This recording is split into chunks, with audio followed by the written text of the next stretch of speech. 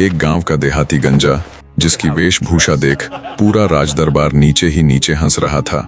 जब हम सब में से कोई भी उस लड़की की पहेली को हल नहीं कर पाया तो भला ये देहाती क्या कर लेगा। पर जब उस देहाती गंजे ने उस लड़की यानी राजकुमारी फूलम्मदे की पहेली को हल करते हुए उसका अर्थ समझाया तो पूरा राजदरबार हैरान रह गया। राजकुमार तुरंत आगे आया और उस देहाती से बोला, अगर तुम मेरे साथ चलकर राजकुमारी फूलम्मदे के साथ मेरा विवाह करवाने में मेरी मदद करो तो मैं तुम्हें अपने राज्य का 1/4 भाग दूंगा।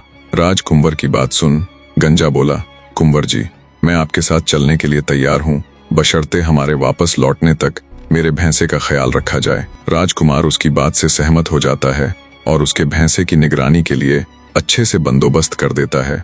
उसके बाद दोनों राजकुमारी फूलम्मदे की नगरी की तरफ चल पड़ते हैं। राजकुमार चलते हुए पर्याप्त मात्रा में धन भी ले लेता है जिससे उन्हें सफर के दौरान किसी कठिनाई का सामना ना करना पड़े। 2 दिनों की लंबी यात्रा के पश्चात आखिरकार वे दोनों फूलम्मदे की नगरी में पहुंच जाते हैं और राजमहल के समीप ही एक सराय में रुक जाते हैं। एक दिन जब राजकुमारी की खास दासी राजमहल से निकलकर बाजार की तरफ जा रही थी तो गंजा और राजकुमार दोनों उसके पीछे पीछे हो लेते हैं। गंजे ने राजकुमार से कहा, हो ना हो, दासी जरूर राजकुमारी के लिए वस्त्र लेने बाजार जा रही है। तुम एक काम करना, जब दासी राजकुमारी के लिए कोई भी कपड़ा पसंद करे तो दुगनी कीमत अदा करके दासी से पहले तुम उसे खरीद लेना। जैसा गंजे ने कहा वैसा ही हुआ।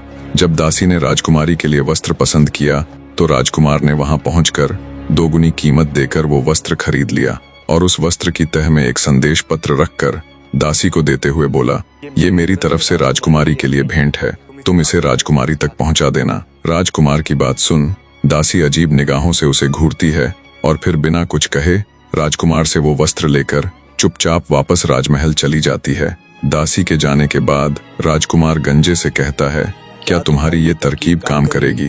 क्या राजकुमारी को मैं अब भी याद होऊंगा? गंजा बोला, तुम बस देखते जाओ। वो दोनों राजमहल के बाहर पहुंच जाते हैं।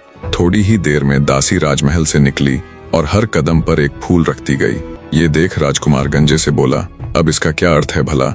गंजा बोला, राजकुमारी को हमारे आने की खबर हो गई है, उसने तुम्हें पहचान लिया है और इन फूलों के जरिए हमें बाग में रुकने का संदेश भेजा है।